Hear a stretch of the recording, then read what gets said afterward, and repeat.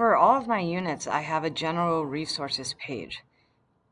This module made me think about adding the unit learning targets to this page.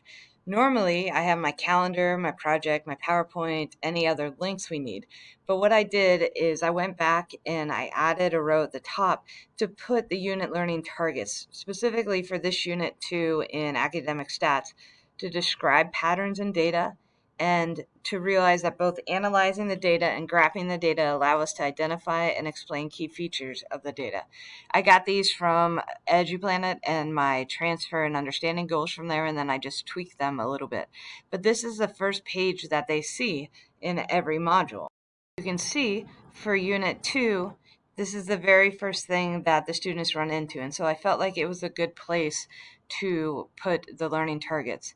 I haven't done them for all of my units yet, but that is where I plan to add them. And that way, when I'm introducing the unit, I can also direct the students to them right away.